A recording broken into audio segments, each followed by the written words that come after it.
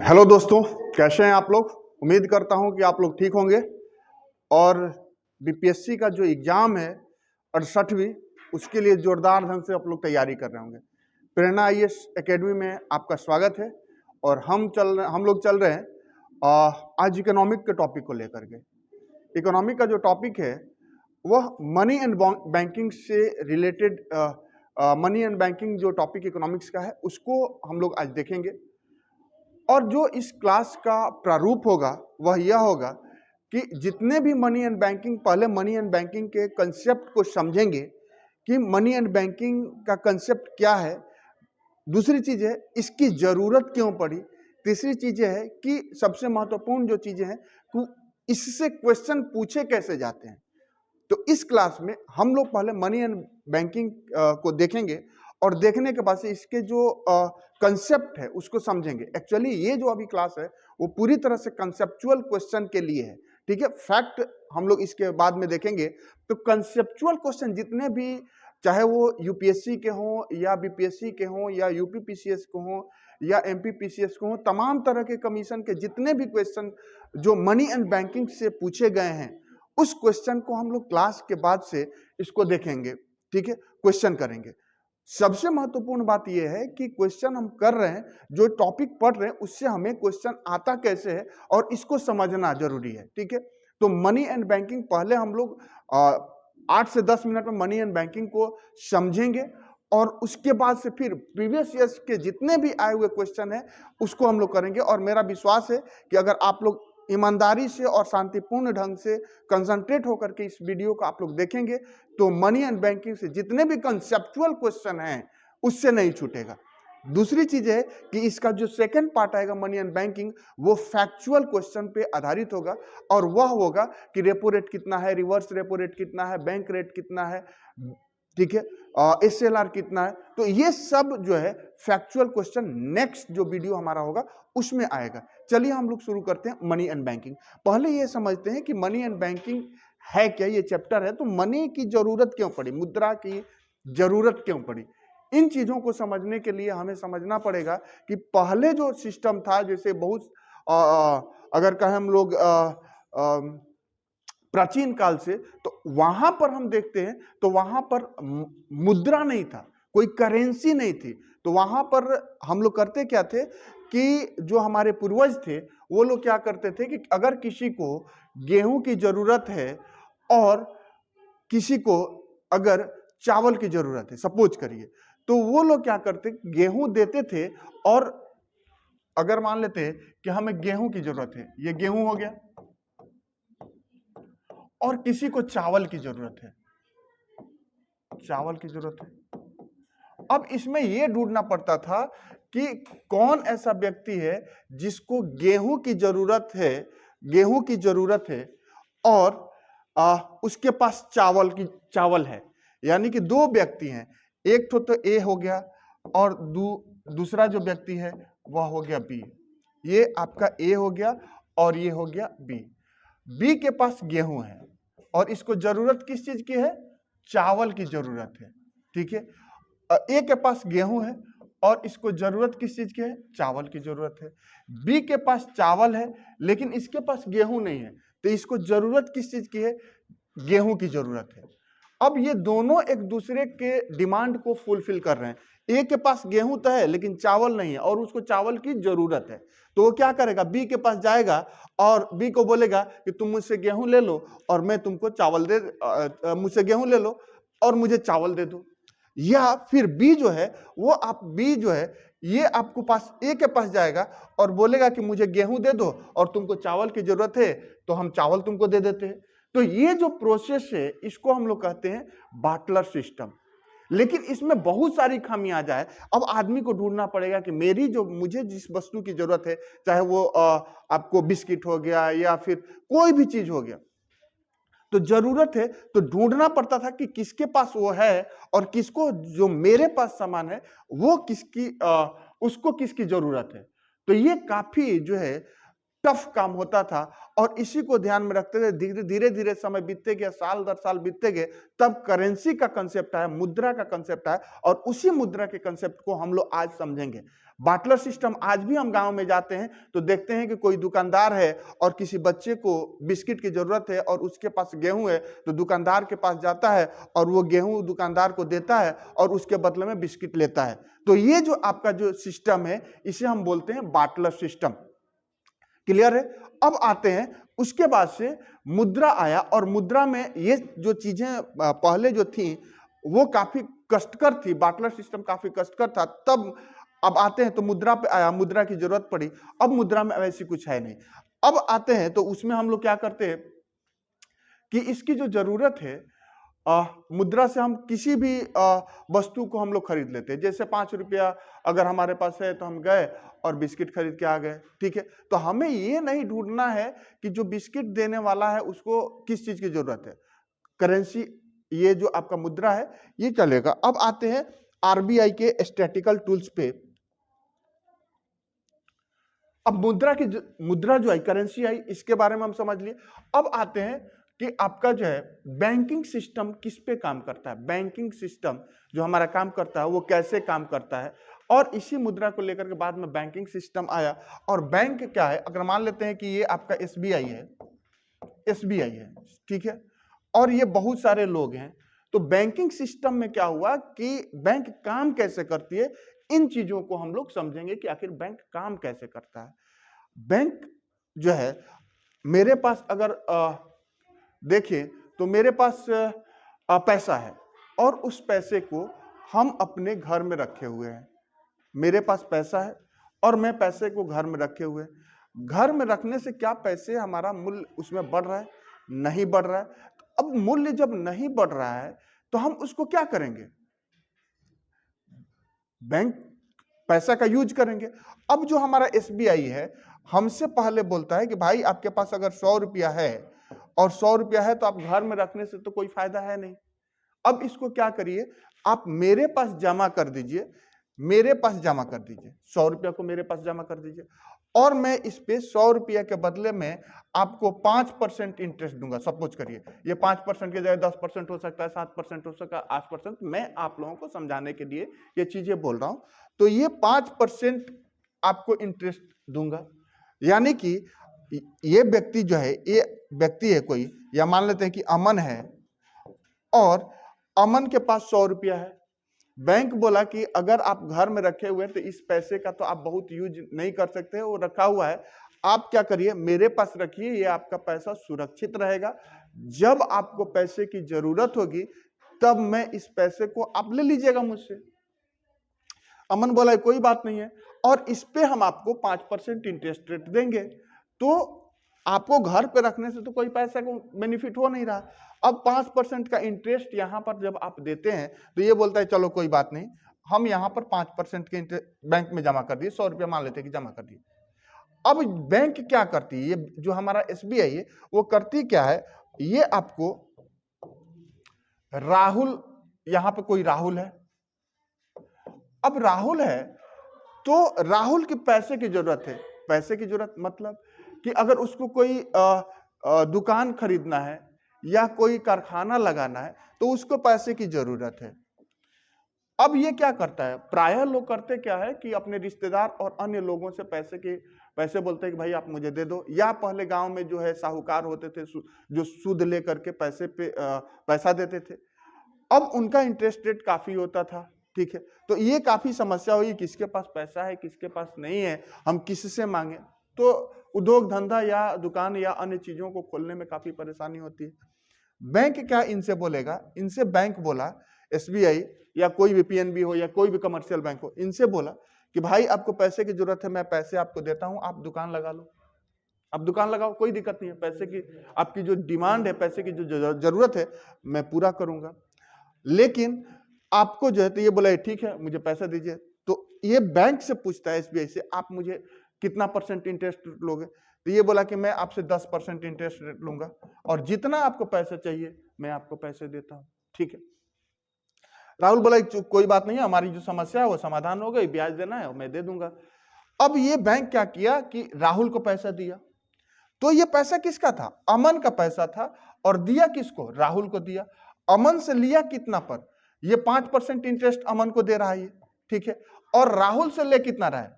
ये राहुल से 10% ले रहा है। तो जो अमन को ये क्या कर रहा है? 5% इंटरेस्ट रेट पर 5% पर देता है। और राहुल से क्या करता है? 10% लेता है, ठीक है। जितना पैसा देगा 10% के इंटरेस्ट रेट जोड़ करके लेता है। और अमन को जो है 5% इंटरेस्ट रेट ले करके दे करके इससे पैसा लेता है। अब इसमें बैंक को कितना बचता है? बैंक को आपको 5% बच रहा है ना, 5%। अब बैंक को जो 5% बच रहा है, यही बैंक का मुनाफा है। लेकिन इसे शुद्ध मुनाफा नहीं बोलेंगे बैंक का ये शुद्ध मुनाफा नहीं है ये बैंक का। अब बैंक भी तो अपना एक कोई कमर्शियल बिल्डिंग बनाता है, कहीं पे रेंट लेकर के बैंक अपना चलाता है, उसके अपने एम्प्लॉय है तो उस पर भी खर्च होता है। अब जितना अगर एम्प्लॉय वगैरह से एम्प्लॉय और जो रेंट है और बैंक का जितना खर्च है उसको निकाल दें, उसके बाद से जो बचता है वो बैंक का शुद्ध मुनाफा होता है। अगर डायरेक्ट देखें तो इसको कितना 5% का मुनाफा हो रहा है। तो बैंकिंग सिस्टम कैसे चलती है इसके बारे में तो आप लोग समझ लिए कि ये बैंक का काम क्या है। यानी कि इसका पैसा लिया और इसको दिया, और इससे जितना इंटरेस्ट लिया और इसको इंटरेस्ट देने के बाद से जो बचा वो आपका क्या हुआ? इसका प्रॉफिट है। अब आते हैं, समझते हैं कि अगर सपोज करिए, अगर हमारा जो एसबीआई है, सपोज करिए ये जितने कमर्शियल बैंक है ये सब कमर्शियल बैंक पे लागू होता है। अगर हमारा एसबीआई है, एसबीआई, अब एसबीआई क्या करता है?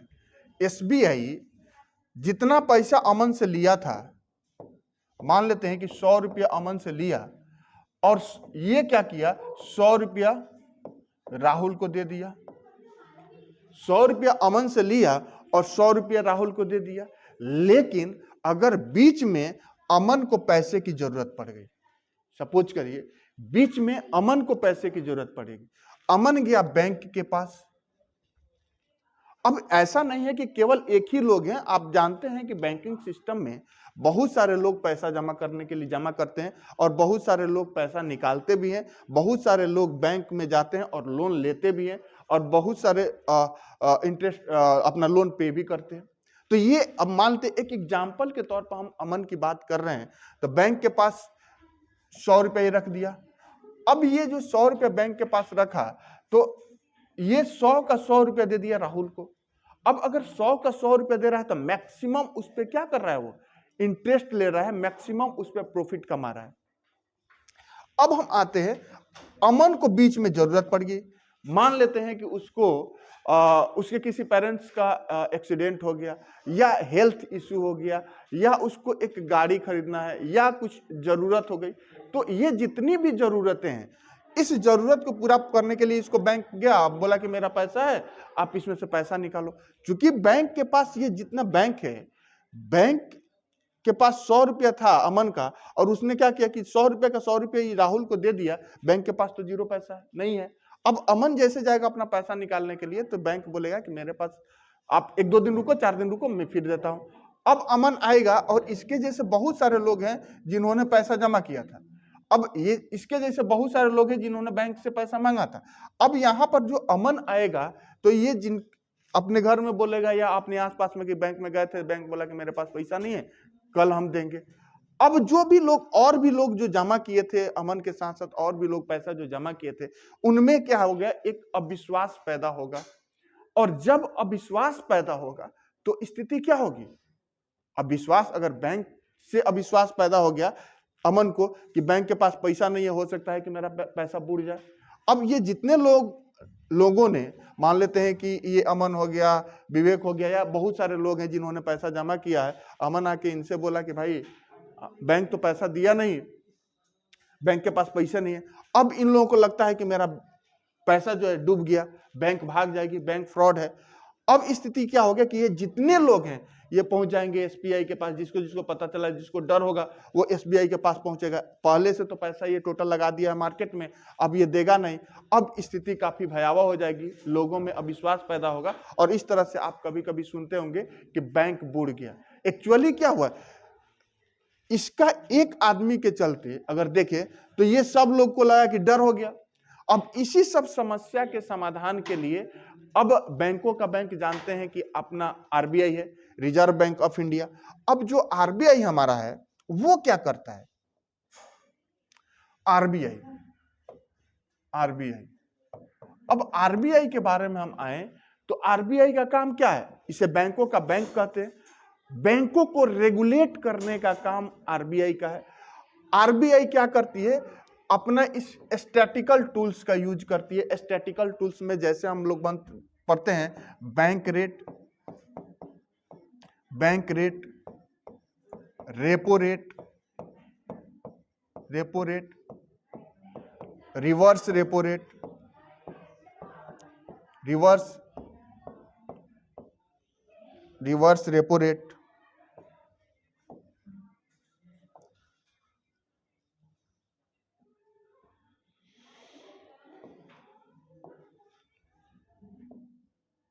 रेपो रेट,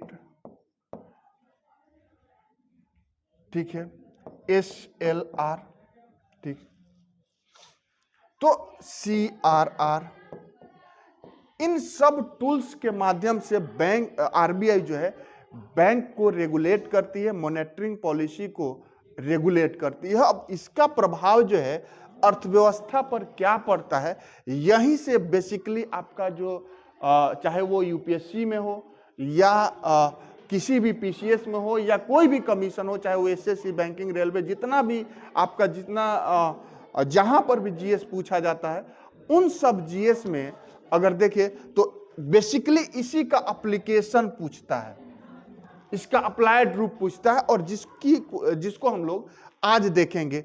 अब आते हैं तो इसको देखते हैं। आपका हम देखते हैं बैंक रेट क्या होता है। आरबीआई का जो स्टैटिकल टूल्स है आरबीआई का,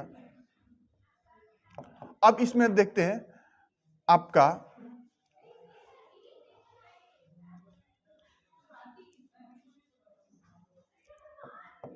bank rate, repo rate, reverse repo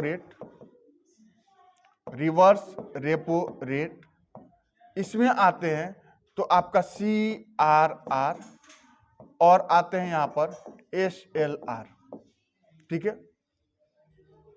अब यहां पर आते हैं तो पहले हम लोग इसको देखते हैं CRR और SLR क्या होता है, रेपो रेट क्या होता है, रिवर्स रेपो रेट क्या होता है, और बैंक रेट क्या होता है। ये सब का निर्धारण कौन करता है? आरबीआई आपका करता है, आरबीआई करता है हमारा। रेपो रेट क्या होता है? अब इसके बारे में हम लोग देखते हैं कि आखिर रेपो रेट होता क्या है। रेपो रेट या हम देखें तो CRR, ठीक है, कैश रिजर्व रेशियो, ये क्या होता है और इसको लगाता कौन है? जो हमारा CRR है, CRR अगर देखें तो इसको बोलते हैं कैश रिजर्व रेशियो। ये जो है आरबीआई, इसका कितना % होगा इसका निर्धारण कौन करता है? आरबीआई करता है। अब आरबीआई जो इसका निर्धारण करता है, तो आरबीआई अगर मान लेते हैं कि बैंक के पास कोई कमर्शियल बैंक है और उसके पास टोटल डिपॉजिट कितना है, मान लेते हैं कि 100 रुपया टोटल डिपॉजिट है। आरबीआई क्या बोलता है कि आप 100 रुपया में से, सपोज करिए एग्जाम्पल है, 4% आपको क्या करना है, आपको कैश के रूप में किसके पास रखना है? आरबीआई के पास रहेगा। यानी कि कमर्शियल बैंक कोई एसबीआई है या पीएनबी बैंक है और उसमें जो है 100 रुपया जमा हुआ टोटल, सपोज करिए 100 रुपया में से 4 रुपया यानी कि 4%, 4 रुपया ये आपका जो है 4 रुपया ये आपका किसके पास जमा होगा? आरबीआई के पास जमा रहेगा। ये इसकी जरूरत क्यों पड़ी? इसकी जरूरत इसलिए पड़ी, पहले इसका जरूरत देख लेते हैं। तो जरूरत क्यों पड़ी? क्योंकि जब अमन गया था बैंक के पास, और अमन गया था बैंक के पास, तो बैंक के पास पैसा नहीं था, क्योंकि टोटल पैसा वो क्या किया था? राहुल को दे दिया था। पिछले हम लोग देखे थे, दूसरे को मान लेते हैं कि जितना पैसा है दे दिया। अब यहां पर कोई व्यक्ति है जिसके पास यहाँ बैंक क्या है, बैंक अपना टोटल पैसा क्या किया कि दूसरे को दे दिया, ब्याज पर लगा दिया।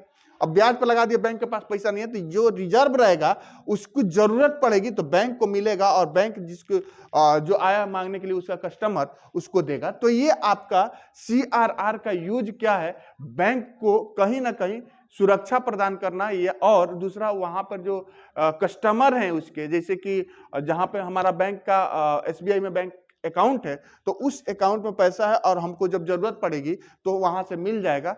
अब इसके लिए कैश के रूप में रिजर्व में रखा गया आपका कुछ पैसा, और ये किसके पास रहा, RBI के पास रहा, कैश रिजर्व रेशियो। तो यानी कि जो आपका बैंक में कुछ निश्चित अमाउंट जो है जब कैश के रूप में RBI के पास रखा जाता है, तो उस आपको निश्चित अमाउंट को जो है जिस परसेंट पर रखा जाता है वो आपका क्या हो गया, कैश रिजर्व रेशियो। अब अगर मान लेते हैं कि बैंक कैश रिजर्व रेशियो के रूप में RBI ने क्या किया कि 4% कैश रिजर्व रेशियो के रूप में रखा, 4% निर्धारण किया, तो बैंक अब कितना लोन दे पाएगा। अब 100 रुपया पहले था, अब 4 रुपया उसमें से निकल गया, तो 96 रुपीज ही तो किसी दूसरे को लोन दे सकता है। अब 96 रुपीज किसी दूसरे को लोन दे सकता है, तो जो 4% यानी कि 4% उसको लॉस हुआ, तो वो क्या करेगा, अब इसका जो 100 रुपया पर जितना 100 रुपया का 100 रुपया लगाता, तो उसका इंटरेस्ट रेट क्या होता, कम होता। अब 96 रुपया लगाएगा मार्केट में, तो इसका इंटरेस्ट रेट क्या होगा, बढ़ेगा।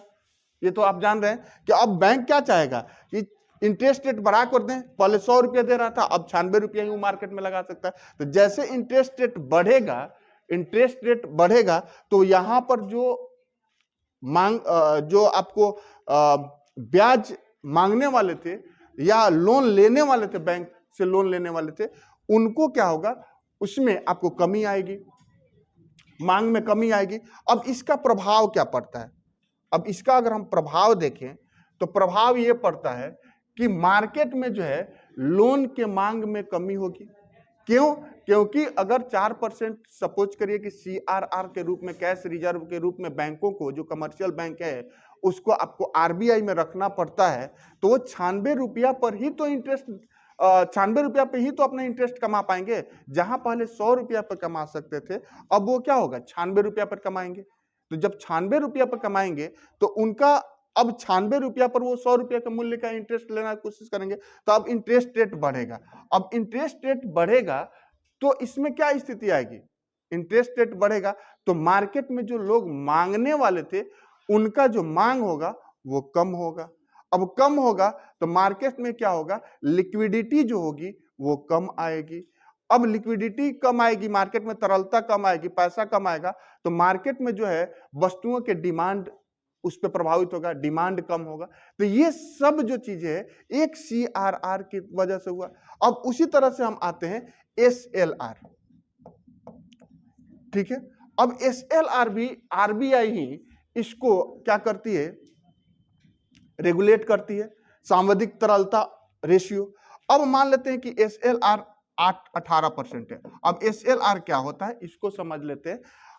अब CRR जहां कैश के रूप में बैंकों का ही, कमर्शियल बैंक का ही पैसा होता है और कैश के रूप में रिजर्व बैंक के पास रखा जाता है, वहीं SLR आपको करेंसी के रूप में, सरकारी प्रतिभूति के रूप में, या अगर कहे तो आपका गोल्ड के रूप में बैंकों के पास ही रहता है। करेंसी आपको ये SLR के रूप में बैंकों के पास ही होता है। तो ये जो कमर्शियल बैंक है उनके पास अब ये निर्धारण 18% या SLR का निर्धारण जो है कौन करता है, तो वो करता है आपका कौन सा, RBI। अब RBI, अब यहां पर भी जो 18% या अभी जितना परसेंट है उसको हम लोग देखेंगे, तो यहां पर जो आपका बैंक के पास क्या हो गया, ये भी पैसा एक तरह से बैंक जो है बैंक के पास ब्लॉक हो गया। अब इस पैसे का बैंक क्या होता है, किसी ग्राहक को ये जो धन है वो ग्राहक को नहीं दे सकती। अब ये भी अगर मान लेते हैं कि SLR बढ़ रहा है, तो बैंक का ब्याज देने की क्षमता होगी क्या होगी, कम होगी। क्यों कम होगी, कि वो भी तो, ये भी तो पैसा बैंक के पास ब्लॉक हो गया। अगर बैंक के पास SLR के रूप में पैसा ब्लॉक हो गया, तो अब ब्लॉक पैसा का यूज तो कर नहीं सकती। तो इससे क्या होता है कि बैंक का जो है जैसे एसएलआर बढ़ेगा तो बैंक की लोन देने की क्षमता क्या होगी, घटेगी। अब लोन देने की क्षमता क्या होगी, घटेगी। इसके साथ ही साथ इसका प्रभाव क्या होगा कि बैंक का जो इंटरेस्ट रेट, अगर पहले इंटरेस्ट रेट 6% पे दे रही थी, अब बैंक क्या करेगी, 6% से अधिक पर देगी। क्यों? क्योंकि इसका जो एसएलआर के रूप में जो पैसा है वो ब्लॉक हो गया। अब आते हैं तो दो बैंक का जो सीआरआर है और एसएलआर है, अब ये क्या होता है, ये ऐसे बैंक का मनी है, कमर्शियल बैंक का मनी है जिसका बैंक यूज नहीं कर पाता है। अगर इसको बढ़ाते हैं तो उसकी साख की जो क्षमता है, यानी कि लोन देने की अगर कहें तो क्षमता है, वो घटेगी। अब इसका प्रभाव मार्केट पे पड़ेगा। अब बैंक की लोन देने की क्षमता घटेगी, अर्थात बैंक के पास पैसा कम होगा। तो अब इसका मार्केट पे क्या प्रभाव पड़ता है, मार्केट पे ये प्रभाव पड़ता है, अगर इंटरेस्ट रेट ज्यादा है तो लोन लेने वालों की कमी होगी। अब लोन लेने वालों की कमी होगी तो उसमें स्थिति ये होगी कि मार्केट में लिक्विडिटी कम आएगी, पैसा कम आएगा। जब मार्केट में पैसा कम आएगा तो उसका क्या होगा, डिमांड जो होगा, मार्केट में जो वस्तुओं का डिमांड होगा वो कम होगा, और मार्केट में जब वस्तुओं की डिमांड कम होगी तो वस्तुओं का जो मूल्य होगा उसमें गिरावट आएगी। तो इसका यूज कैसे कर रहे हैं, इसका यूज कर रहे हैं मार्केट को, आरबीआई अपने इस स्टैटिकल टूल्स के माध्यम से मार्केट को कहीं ना कहीं वो रेगुलेट करने का काम करती है। इन्फ्लेशन, जो वस्तुओं के दाम बढ़े हुए हैं उसको कम करने की कोशिश करती है, और इसी के कारण, इसीलिए हम देखते हैं कि समय समय पर आरबीआई अपने स्टैटिकल टूल्स के माध्यम से क्या करती है कि मार्केट को रेगुलेट करती है। यहां तक आप लोग समझ पा रहे होंगे। अब हम आते हैं, हम लोग क्या देखें, सीआरआर, जहां पे इसे बोलते हैं कैश रिजर्व रेशियो और स्टैट्यूटरी लिक्विडिटी रेशियो। अब यहां पर सीआरआर भी क्या होता है, सीआरआर कैश के रूप में एसबीआई आरबीआई के पास है, यह पैसा किसका है, कमर्शियल बैंकों का है। एसएलआर बैंकों, कमर्शियल बैंक के पास ही रहता है, लेकिन वो ब्लॉक्ड पैसा है, वो ब्लॉक हो जाता है। अब ये इसका भी यूज नहीं कर सकते। अब यहां पर सीआरआर और एसएलआर के फंक्शन के बारे में हम लोग जान चुके हैं। अब आते हैं रेपो रेट। मैं इस क्लास को थोड़ा सा फास्ट कर रहा हूं क्योंकि मुझे इस क्वेश्चन को भी करना है। आप लोग ध्यान से सुनेंगे तो ये चीजें समझ में आएंगी, एक दो बार सुन लेंगे समझ में आ जाएगी। अब आते हैं हम लोग रेपो रेट। रेपो रेट, अब रेपो रेट क्या होता है, ये भी आरबीआई का एक स्टैटिकल टूल्स है, और इसके माध्यम से आरबीआई क्या करती है कि मार्केट को रेगुलेट करने का काम करती है। बेसिकली आरबीआई क्या करती है, कमर्शियल बैंक के माध्यम से मार्केट को रेगुलेट कर रही है। अब अगर रेपो रेट, अब रेपो रेट के बारे में हम देखेंगे तो रेपो रेट लगाने का काम कौन करेगा, आरबीआई, यानी कि घटाएगा बढ़ाएगा ये कौन काम करेगा, आरबीआई करेगा। ठीक है, तो जो आपका रेपो रेट होता क्या है इसको हम लोग समझते हैं, और इसका एप्लीकेशन मार्केट पर क्या पड़ता है, इसका प्रभाव मार्केट पर क्या पड़ता है, इसको हम लोग समझेंगे। और ये मार्केट पर प्रभाव ही आपका यूपीएससी या जितने कमीशन का क्वेश्चन है वो मार्केट के प्रभाव पर ही पूछता है। तो इसलिए आपका जब तक कंसेप्ट क्लियर नहीं होगा यहां से क्वेश्चन आपका नहीं बनेगा। ठीक है, अब रेपो रेट क्या होता है इस चीज को हम लोग चलते हैं देखते हैं। मान लेते हैं कोई कमर्शियल बैंक है, एसबीआई है सपोज करिए, और एसबीआई को क्या हुआ कि पैसे की जरूरत है, यहां से जो मार्केट की डिमांड है, बहुत सारे लोग हैं, और यहां पर एसबीआई के पास आए कि भाई मुझे लोन दीजिए। ठीक है, और यहां पर जमा करने वाले भी बहुत सारे लोग हैं, ये जमा करने वाले भी बहुत सारे लोग हैं और मांगने वाले भी बहुत सारे लोग हैं, और पहले भी एसबीआई ने बहुत सारे लोगों को लोन भी दिया है। अब यहां पर होता यह है कि एसबीआई को यह लग रहा है कि यहां पर मार्केट का डिमांड अधिक है, मेरे पास पैसा नहीं है, पैसा कम है, तो वो क्या करेगा, लेकिन उसको यह भी लग रहा है इसके साथ ही कि यहां से पैसा जो लोग मुझसे पहले से लोन लिए हुए थे वो लोन बहुत जल्दी चुकाएंगे भी, ईएमआई का पैसा आ जाएगा, तो मेरे पास निकट कुछ समय में, कुछ अवधि में मेरे पास पैसा सफिशिएंट आ सकता है।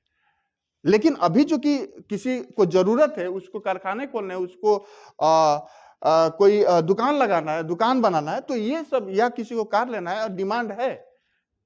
अब इस स्थिति में क्या होगा, इस स्थिति में यह होगा कि बैंक क्या करेगी, इसको तो लग रहा है कि मेरे पास आ भी सकता, पैसा तो आएगा ही, क्योंकि बहुत सारे लोगों को लोन दिए हैं, बहुत सारे लोग ईएमआई कटा रहे हैं, तो हमारे पास एक सर्टेन अवधि में पैसा आ जाएगा।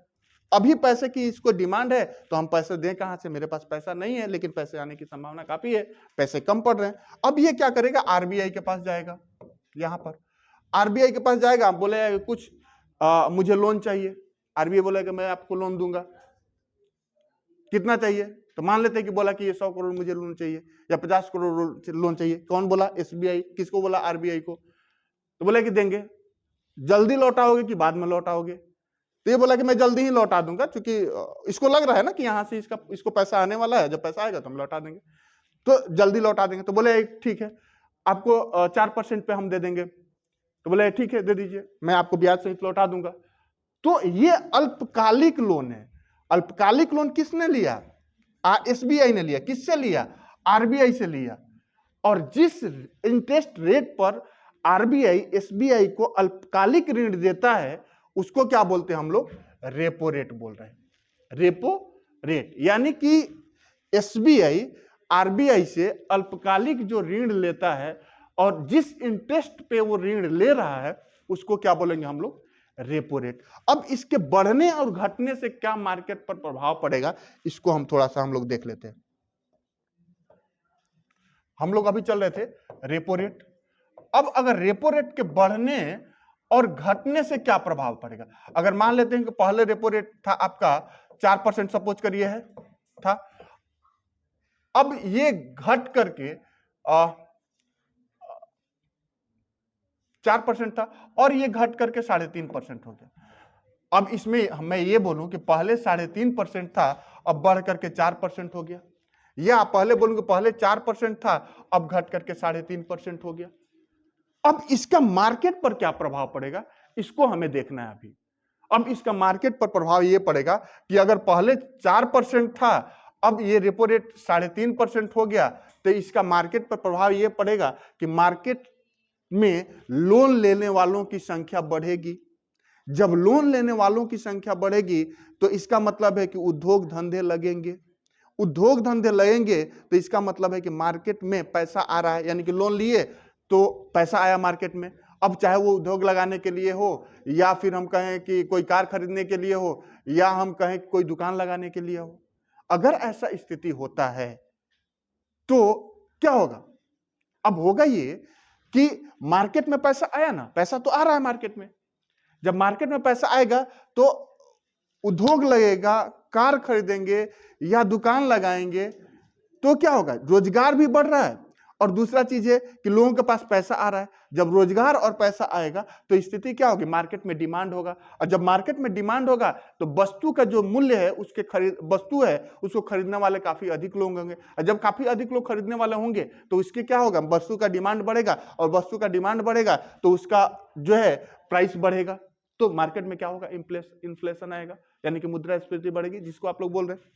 दूसरी चीज, दूसरी तरफ क्या है कि जैसे यहां पर बढ़ेगी तो अब क्या करेगा, आरबीआई क्या करेगा, कहे क्या चाहिए, मार्केट में बहुत पैसा आ गया, वस्तुओं का भाव बढ़ रहा है, इन्फ्लेशन की स्थिति है, तो इसको क्या करते हैं, थोड़ा सा आरआर बढ़ा देते हैं, यानी कि रेपो रेट बढ़ा देते हैं। जैसे रेपो रेट ये बढ़ाएगा 3.5 से 4% कर देगा, तो जिसको अगर कुछ करना है, अगर इंटरेस्ट रेट ज्यादा लगेगा तो जो मांग है मार्केट से ब्याज की, पैसे की, वो अगर मान लेते हैं कमर्शियल बैंक के पास, हम एसबीआई के पास जो मांग रहे थे कि मुझे पैसा दीजिए, 3.5% 4% बढ़ेगा तो हम सोचेंगे कि थोड़ा सा रुक जाते हैं, क्योंकि इंटरेस्ट रेट अधिक हमें लगाना पड़ेगा। अब अगर इंटरेस्ट रेट अधिक लगाना पड़ेगा तो यानी कि बैंक का जो साख है, अगर ये रेपो रेट बढ़ रहा है तो बैंक का क्या है, साख है वो घटेगा। घटेगा क्यों, क्योंकि बैंक भी सोचेगा कि थोड़ा सा कम लोन ले। अगर मान लेते कि आरबीआई से ये 4% पर ले रहा है तो ये ढूंढेगा कि 4.5% पे कौन सा ऐसा व्यक्ति है जो 4.5% पे ये देगा, 4.5% पर लेगा, तो अब डिमांड कम होगा, बैंकों के पास क्या होगा कि डिमांड कम होगा, डिमांड मार्केट से कम हो जाएगा। तो यहां पर जो है हमारा रेपो रेट कैसे काम कर रहा है ये हम समझ लिए। अब आते हैं reverse repo rate. Reverse repo rate, ये तो नहीं, रिवर्स रेपो रेट नहीं देखेंगे, अभी हम लोग देख रहे हैं आपका bank rate. Bank rate, bank rate, ठीक है। अब बैंक रेट क्या है, जब आरबीआई किसी कमर्शियल बैंक को दीर्घकालिक लोन देती है तो उसे क्या बोलते हैं, आपका repo rate, bank rate. Clear है? जब आरबीआई किसी कमर्शियल बैंक को दीर्घकालिक लोन देती है उसे बोलते हैं हम लोग बैंक रेट। ये क्या है? अल्पकालिक लोन है। ये क्या है? दीर्घकालिक लोन है। इसका मतलब ये हुआ कि कोई कमर्शियल बैंक आरबीआई के पास गई और बोली कि मुझे लॉन्ग टाइम के लिए लोन देता है, लोन चाहिए, और आरबीआई ने क्या बोला? बोला कि इस इंटरेस्ट रेट पर देंगे आपको दीर्घकालिक लोन। तो वैसे दीर्घकालिक लोन को हम लोग क्या बोलेंगे? आपका बैंक रेट। अब बैंक रेट भी अगर बढ़ेगा और घटेगा तो इसका क्या प्रभाव पड़ेगा? जिस तरह हम देखते हैं कि रिवर्स रेपो रेट के बढ़ने और घटने से क्या प्रभाव पड़ा, उसी तरह से बैंक रेट के बढ़ने और घटने से क्या प्रभाव पड़ेगा। अगर मैं मान लूं कि पहले आपका था 8% था और एक सेकंड, मान लें कि पहले 4% था, अब इसको घट करके 3.5% कर दिया, या पहले 5% था, अब घटा करके इसको 3.5%, 4.5% कर दिया। तो अगर ये घटने और बढ़ने से क्या प्रभाव पड़ेगा मार्केट पर, अगर इसको हम लोग देखते हैं तो क्या होगा? जैसे इंटरेस्ट रेट बढ़ेगा, बैंक रेट अपना इंटरेस्ट, आरबीआई अपना बैंक रेट को बढ़ाएगा, तो मार्केट से मांग क्या होगी? पैसे की मांग जो होगी घटेगी। क्यों घटेगी? कि तब एसबीआई या कमर्शियल बैंक अपना इंटरेस्ट रेट बढ़ाएंगे, और जब एसबीआई और कमर्शियल बैंक अपना कमर्शियल बैंक जब अपना इंटरेस्ट रेट बढ़ाएंगे तो मार्केट में जो मांग थी वो घटेगी। जब मार्केट में मांग थी वो घटेगी, इससे क्या होगा? लिक्विडिटी कम होगा मार्केट में, यानी कि पैसा मार्केट में कम होगा। मार्केट में पैसा कम होगा तो डिमांड जो है, मार्केट में वस्तुओं की डिमांड में भी कमी आएगी। जैसे ये घटाएगा तो स्थिति ये होगी कि आपका जो है बैंक जो है, कमर्शियल बैंक जो है, क्या करेंगे आप लोग? कमर्शियल बैंक जो है इंटरेस्ट रेट कम करेंगे, और इंटरेस्ट रेट कम करेंगे तो इससे क्या होगा? मार्केट पर जो प्रभाव पड़ेगा वो वस्तुओं का डिमांड, जो इंटरेस्ट रेट होगा कम होगा, और लोन मांगने वालों की संख्या ज्यादा होगी, तो इससे वस्तुओं का डिमांड, मार्केट में लिक्विडिटी आएगी और वस्तुओं का जो डिमांड है वह क्या होगा? बढ़ेगा। तो इसका हम लोग देख लेते रेपो रेट। तो हम लोग अभी क्या देखे? CRR देखे, SLR देखे, रेपो रेट देखे, बैंक रेट देखे। अब आते हैं रिवर्स रेपो रेट। क्या होता है reverse repo rate? Reverse repo rate, आखिर ये क्या होता है रिवर्स रेपो रेट? तो रिवर्स रेपो रेट ये है कि मान लेते हैं कि कोई कमर्शियल बैंक है, कोई कमर्शियल बैंक है, यहां पर पीएनबी ही है। अब कमर्शियल बैंक है और ये आपका आरबीआई है। आरबीआई कमर्शियल बैंक से बोलता है कि अगर आपके पास पैसा है तो आप मुझे पैसा दीजिए, ठीक है, मैं आपको क्या होगा? उस पर इंटरेस्ट दूंगा। या कमर्शियल बैंक जो है आरबीआई के पास बोला कि मेरे पास पैसा है, आप रख लीजिए, जो इंटरेस्ट रेट दीजिएगा वो दीजिएगा। तो मतलब क्या है कि अब इसमें क्या होता है? जो कमर्शियल बैंक है ना, कमर्शियल बैंक का जो पैसा है अल्प अवधि के लिए वो क्या करते हैं? रिजर्व बैंक में रखते हैं, ठीक है। क्योंकि इसके पास, अब क्यों ऐसा होगा? मान लेते हैं कि इसके पास ग्राहक की कमी हो गई, यानी कि इंटरेस्ट लेने वाले, लोन लेने वालों की संख्या में कमी आ गई। इसके पास पैसा है, अगर पैसा है तो इस पे तो कोई, अगर इंटरेस्ट रेट लोन नहीं कोई ले रहा है तो पैसा है तो वो तो ब्लॉक हो गया।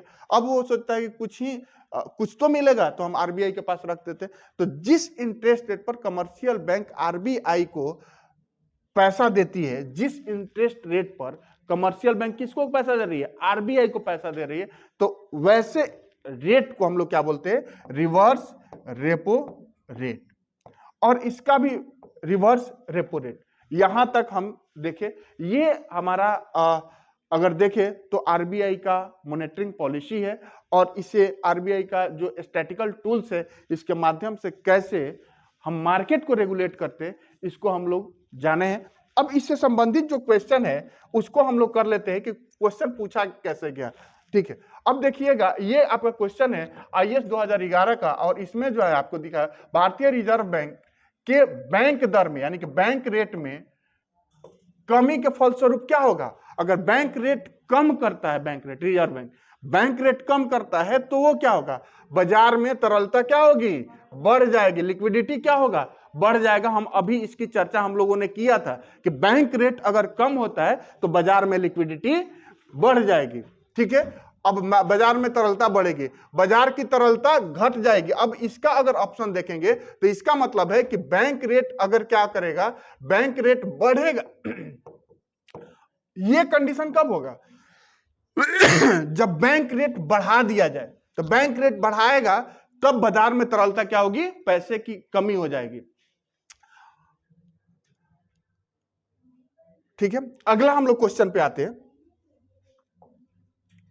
अगले क्वेश्चन पे आते हैं, कहता है भारत में मुद्रा एवं साख का नियंत्रण कौन करता है? तो अभी मैं बताया था कि आरबीआई अपने स्टैटिकल टूल्स जैसे CRR, repo rate, reverse repo rate, bank rate, SLR आदि के माध्यम से क्या करता है, अपना मुद्रा एवं साख पर नियंत्रण करता है। ये कौन सा हो जाएगा? भारतीय रिजर्व बैंक।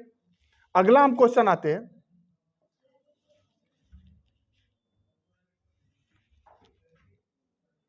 अगला क्वेश्चन देखिए। ये क्वेश्चन जो था हमारा दूसरा नंबर जो क्वेश्चन था,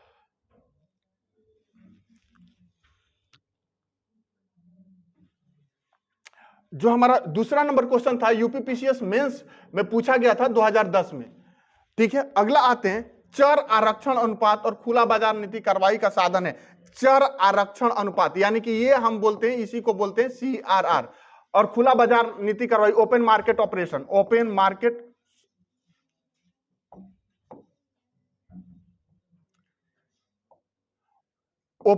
मार्केट ऑपरेशन इसको बोलते हैं। ओपन मार्केट ऑपरेशन हम लोग, वीडियो लंबा हो जाएगा इसलिए अभी नहीं कर रहे हैं। नेक्स्ट भी जो मनी एंड बैंकिंग पे आएगा उस पे हम लोग करेंगे। ओपन मार्केट ऑपरेशन किसके साधन है? तो पहले ही बताए हम लोग देखे थे, मुद्रा नीति के साधन है ये। कितने? सीआरआर हो गया या एसएलआर हो गया या रेपो रेट हो गया या रिवर्स रेपो रेट हो गया, ओपन मार्केट ऑपरेशन या एसएलआर हो गया। ये सब क्या है? मुद्रा नीति के निर्धारण के टूल्स है।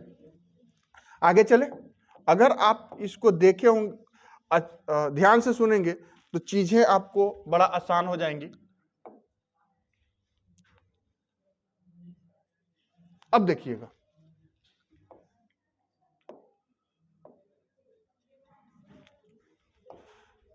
ठीक है, आगे चले।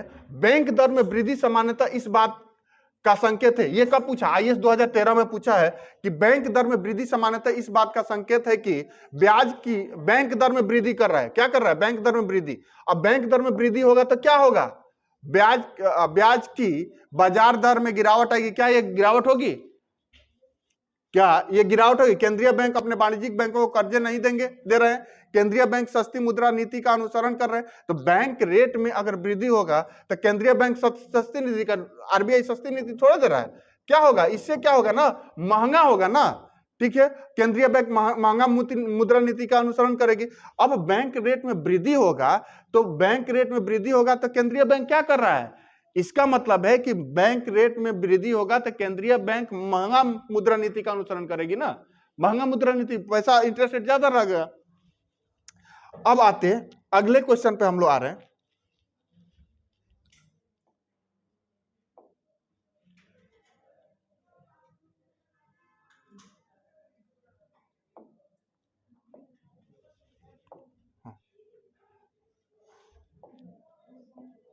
अब अगला क्वेश्चन है ये, निम्नलिखित कथनों पर विचार कीजिए। बैंक दर वह दर है, वह ब्याज दर है, बैंक दर के बारे में बोल रहा है, वह ब्याज दर है जो भारतीय रिजर्व बैंक अपने ग्राहकों से उनके अल्पकालिक उधार लेता है। ये गलत हो जाएगा ना। बैंक रेट क्या है? वो अल्पकालिक उधार नहीं है बल्कि दीर्घकालिक उधार देता है। कौन देता है? आरबीआई देता है। किसको देता है? कमर्शियल बैंक को। और जो ये लोन होता है वो दीर्घकालिक लोन होता है। अगर अल्पकालिक लोन की बात करेंगे तो अल्पकालिक लोन जो कौन देता है? आपका रेपो रेट हो गया अल्पकालिक लोन। और इसको क्या बोलते हैं हम लोग? जब आरबीआई कमर्शियल बैंक को अल्पकालिक लोन देती है तो उसको हम लोग बोलते हैं रेपो रेट। अगला आते हैं क्वेश्चन कि रेपो दर वह ब्याज दर है जो भारतीय रिजर्व बैंक अपने ग्राहकों को दीर्घकालिक देती है। तो ये उल्टा हो गया ना। बैंक रेट आपका जो है बैंक दर है, ये बैंक रेट है जो दीर्घकालिक देती है, और अल्पकालिक का है रेपो रेट हो गया। ठीक है, तो ये दोनों कथन क्या हो जाएगा? दोनों कथन गलत हो जाएगा ना। ठीक है, तो अगला चले हम। आज इतना ही तक रहेगा। आप लोग जो वीडियो देख रहे हैं वो आप लोग जितने इससे क्वेश्चन आए हुए हैं आप लोग लगाइएगा, क्वेश्चन बनाइएगा, मुझे उम्मीद है कि आप लोग क्वेश्चन अच्छा से कर पाएंगे।